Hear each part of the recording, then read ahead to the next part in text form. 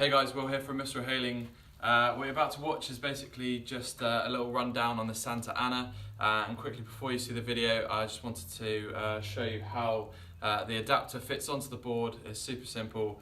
I'll just give you a quick rundown. So this is the Santa Ana here, this is the 11.5, and this is the adapter. So this comes with the board. It's just your mast track for the windsurf rig. And all that happens is you've got these two clips here. What you do is slide that in. That's all the way there. And then on the other side as well. And that fits in. Bring a bit closer so you can see. So that there, it's nice and secure, it's not going to move about. And you put your UJ in that section there and slide it along. So all that would happen there is that you just get your UJ and you put it into the mast track like that, slide it along and do it up nice and tight. And that will fit any UJ, so if you've already got your own windsurf rig and your own UJ, it will fit anything, any UJ, and nice and tight, nice and secure. So essentially just like your normal windsurfer, just with that added adapter, as I say, nice and rigid and works well. Whilst I'm trying to balance on it. So the Santa Ana is a WindSUP. This one is 11.5, and so it's, despite me kind of wobbling about at the moment, it's kind of because I'm recording, but it is very stable.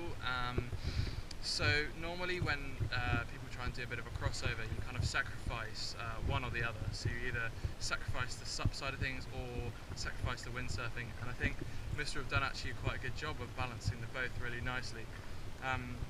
So I've got the windsurf sail on at the moment, and it seems to be going very well upwind. It goes nicely downwind, and it's really good. I'm using it at the moment for a bit of light wind freestyle because that's kind of what I'm into at the moment. It's kind of performing quite nicely in that respect. Obviously a lot of room to move about in and do different kinds of moves, upwind 360s, downwind 360s, heli tacks, duck tacks, whatever you want to do. It's quite simple to do on, but in terms of a practical side, for someone maybe who's learning to windsurf for the first time, it actually isn't a bad board at all. If you have never tried windsurfing and you think you might want to get into it, but you also want to be out in the water as easily as possible, I'd recommend something like this, because the worst case scenario, you try out the windsurfing and you're left with a stand-up paddleboard at the end of the day. If you go out and buy a beginner windsurf board, maybe put yourself back £300–400, which this is pretty close to anyway. So it's a dedicated beginner windsurf board, which will perform well as a beginner board, but you don't even really like windsurfing that much, then you've got nothing really to fall back on. I mean, you could sell it obviously, but with this you have something to fall back on. You could you can go out stand-up paddleboarding and just use it as a SUP, and then if later on you want to try windsurfing again, you could.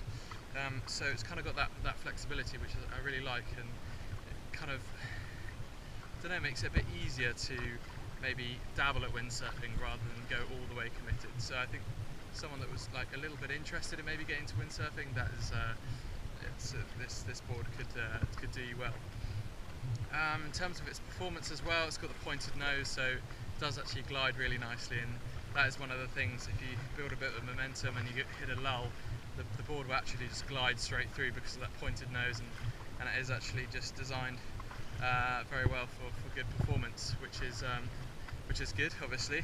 I definitely recommend pumping these boards right up to the, well, not quite to the max, but pretty firm, because obviously the added weight does affect the board a little bit.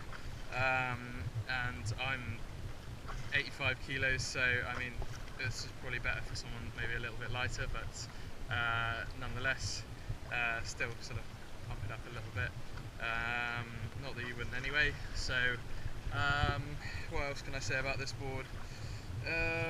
It's got the little elastic there, so you can put something if you want to go out for the bit of a day trip and you want to take a water bottle, maybe even a bag with your phone and stuff in, a bit of food.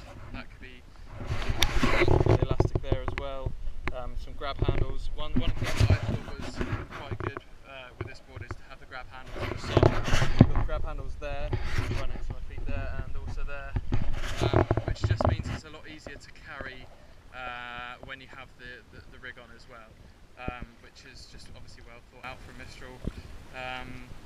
So yeah, I think that's pretty much wraps it up. I'll probably take a few clips of it so you can see the whole overview of me on it and doing some little moves here and there, but I think that pretty much wraps up the Santa Ana inflatable WindSUP from Mistral. If you want to have a go on this board, if you want to try it out, come to Mistral Hailing, and we'll be sure to set you up on this board, and you can hire it out. That's pretty much all from me. Thanks for watching, and I'll see you on the next one.